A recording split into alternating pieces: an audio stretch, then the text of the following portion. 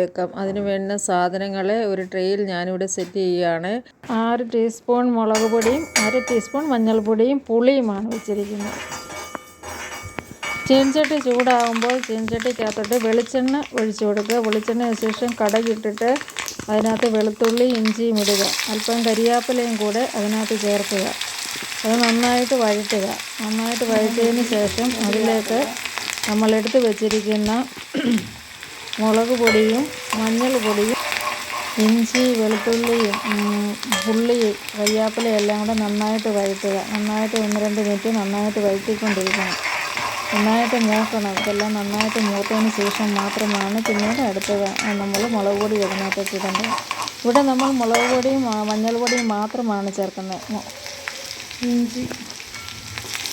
മുളക് പൊടിയും മഞ്ഞൾപ്പൊടി മാത്രമാണ് ചേർക്കുന്നത്. മല്ലിപ്പൊടി ഒട്ടും തന്നെ ഇതിനകത്ത് നമ്മൾ ചേർക്കരുത്. ഒത്തിരി നാൾ സൂക്ഷിക്കേണ്ട, ഒരാഴ്ചയിലധികം സൂക്ഷിക്കേണ്ട മീൻകറി ആയതുകൊണ്ട് ഇതിനകത്ത് നമ്മൾ മഞ്ഞൾപ്പൊടി ഒട്ടും തന്നെ ചേർക്കുള്ളൂ. മഞ്ഞൾപ്പൊടിയോ തക്കാളിയോ ഒന്നും തന്നെ ഇതിനകത്ത് നമ്മൾ ചേർക്കരുത്.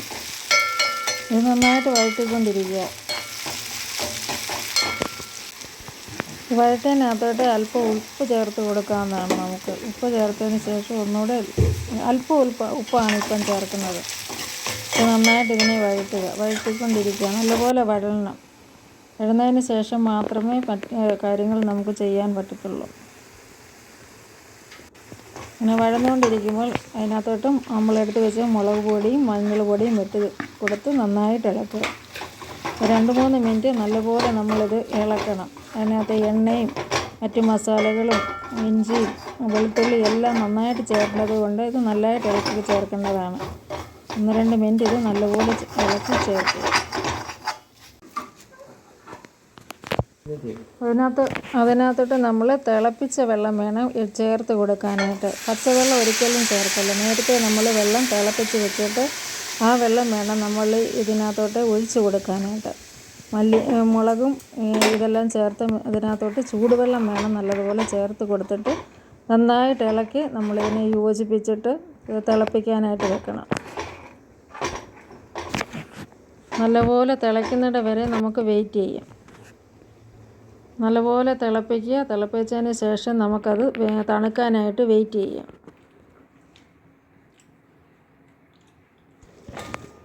തണുത്തിരിക്കുന്ന മീനിൻ്റെ ചാറിലേക്ക് നമ്മൾ നേരത്തെ കഴുകി വെച്ചിരിക്കുന്ന മീൻ ഓരോന്നായിട്ട് മുക്കി വെക്കാവുന്നതാണ്. എല്ലാ മീനുകളും നമ്മളിങ്ങനെ ഈ മീൻ ചാറിനകത്ത് മുക്കി നമുക്ക് വെക്കാം. ഓരോ മീനും എടുത്ത് മീനിൻ്റെ ചാറിനകത്തിട്ട് നന്നായിട്ട് മുക്കി വേണം വെക്കാനായിട്ട്.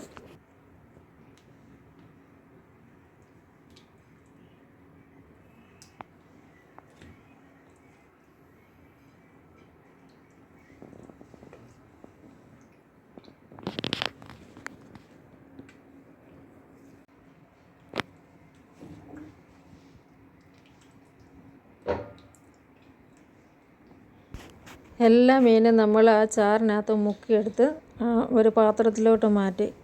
ഇനി നമ്മൾ ഈ മുക്കി വെച്ചിരിക്കുന്ന മീനിനെ ഒരു അടപ്പ് കൊണ്ട് അടച്ച് ഒരു അരമണിക്കൂറത്തേക്ക് റെസ്റ്റ് ചെയ്യാനായിട്ട് വെക്കുക.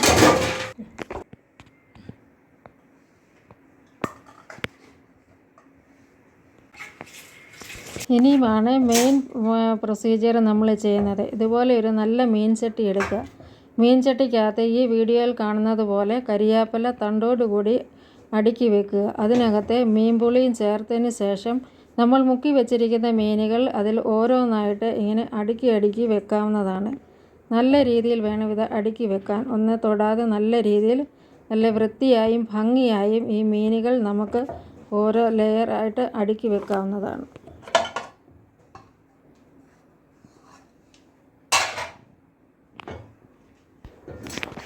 നമ്മൾ നേരത്തെ മീനിനകത്ത് മുക്കി വെച്ചിരുന്ന ചാറ് ബാക്കി വന്നത് നമ്മൾ ഈ ചട്ടിയിലോട്ട് നമ്മൾ ഒഴിച്ചു കൊടുക്കുകയാണ് ഇപ്പോൾ ചെയ്തുകൊണ്ടിരിക്കുന്നത്.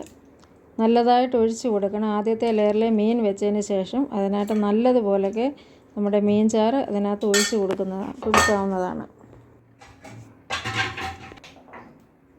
ആദ്യത്തെ ലെയർ നമ്മൾ മീൻ നന്നായി വെച്ചിട്ടുണ്ട്. അതിന് ശേഷം അതിൻ്റെ മുകളിലോട്ട് മീൻപുളി ഇട്ട് കൊടുക്കുക. മീൻപുളി ഇട്ടതിന് ശേഷം ബാക്കി വന്ന രണ്ടാമത്തെ സെക്ഷൻ മീനും കൂടെ ആ മീൻപുളിയുടെ മുകളിലായിട്ട് നേരത്തെ അടുക്കി വെച്ചതുപോലെ തന്നെ നമുക്ക് അടുക്കി വെക്കാവുന്നതാണ്. എല്ലാ മീനും നന്നായിട്ട് അടുക്കി വെക്കണം. ഒന്നേ തൊടാതെ നല്ല രീതിയിൽ വൃത്തിയായിട്ടും ഭംഗിയായിട്ടും നമ്മളിത് അടുക്കി വെക്കാവുന്നതാണ്. പിന്നീട് ബാക്കി വരുന്ന ചാറ് നമ്മളിതിൽ ഒഴിച്ച് കൊടുക്കുക. മിച്ചം വന്ന എത്ര ചാറുണ്ടോ അതെല്ലാം നമുക്ക് ഇതിൽ ഒഴിച്ച് ചേർക്കാവുന്നതാണ്. നമ്മളിതിൽ പ്രത്യേകത എന്താണെന്ന് ചോദിച്ചാൽ ഇതിനകത്ത് നമുക്ക് സ്പൂൺ ഇടരുത്. കൈ കൊണ്ട് വേണം എല്ലാ കാര്യങ്ങളും ചെയ്യാൻ. ബാക്കി വന്ന മീൻ ചാറും കൂടെ നമ്മൾ ഈ ചട്ടിയിലേക്ക് ചേർത്ത് കൊടുക്കുകയാണ്. ഒട്ടും വേസ്റ്റ് ആക്കാതെ നമ്മളെടുത്ത എല്ലാ മീൻ ചാറും ഇതിനകത്ത് നന്നായിട്ട് ചേർത്ത് കൊടുക്കുക. നന്നായിട്ട് തന്നെ ചേർത്ത് കൊടുക്കണം, ഒട്ടും വേസ്റ്റ് ആക്കരുത്. ഇതിനകത്ത് നമുക്ക് ബാക്കി വരുന്ന മീനിനകത്തോട്ട് അല്പം വെള്ളം കൂടെ ചേർത്ത് മീൻ വേകാൻ ആവശ്യമായ വെള്ളം നമ്മളിതിനകത്ത് ചേർത്ത് കൊടുക്കണം. എല്ലാം കൂടെ ചേർത്ത് നല്ലപോലെ ഈ വെള്ളവും ഈ മസാലകളും എല്ലാം ചേർത്ത് മീനിൽ ചേർത്ത് കൊടുക്കാവുന്നതാണ്.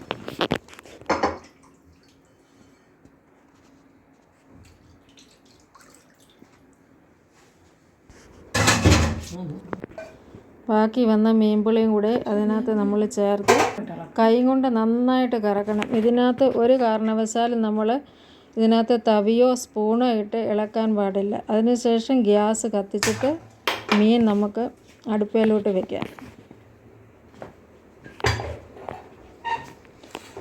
അടുപ്പയിൽ വെച്ചിട്ട് നമുക്കത് തിളപ്പിക്കാനായിട്ട് നമുക്ക് അടച്ച് വെക്കാം. 10 മിനിറ്റ് നന്നായിട്ട് മീൻ വേവിക്കാനായിട്ട് നമുക്ക് ഗ്യാസിൽ വെക്കാവുന്നതാണ്.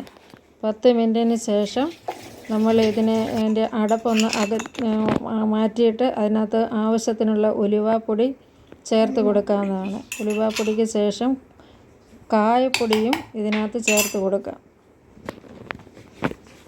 കായപ്പൊടിയും ചേർത്തതിന് ശേഷം നമ്മൾ സ്പൂണ് കൊണ്ട് ഈ കായപ്പൊടിയും ഈ ഉലുവാപ്പൊടിയും നമ്മൾ ഈ മിശ്രിതത്തിലോട്ട് ചേർത്ത് കൊടുക്കാം. നന്നായിട്ടൊന്ന് ചുറ്റിച്ച് കൊടുക്കുന്നത് നല്ലതാണ്. പൊങ്ങി നിൽക്കുന്ന കായപ്പൊടിയും ഉലുവാപ്പൊടിയും നമ്മളൊരു സ്പൂൺ ഉപയോഗിച്ച് അതിനെ നന്നായിട്ട് നമ്മൾ ഇതിലോട്ട് മിശ്രിതത്തിലോട്ട് ചേർത്ത് കൊടുക്കുന്നതാണ്.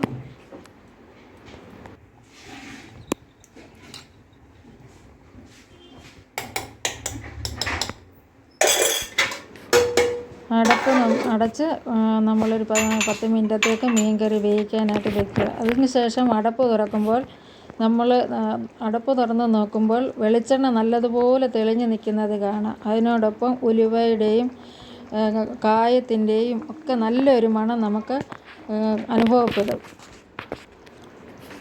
അതിനുശേഷം നമ്മളൊരു 10 മിനിറ്റത്തേക്ക് പിന്നീട് ഒന്നുകൂടെ അടച്ച് വെക്കണം. അടച്ച് വെച്ച് തുറന്ന് നോക്കുമ്പോൾ നല്ലപോലെ എണ്ണ തെളിഞ്ഞ് മീൻ നല്ലപോലെ പറ്റിയിരിക്കുന്നത് കാണാം.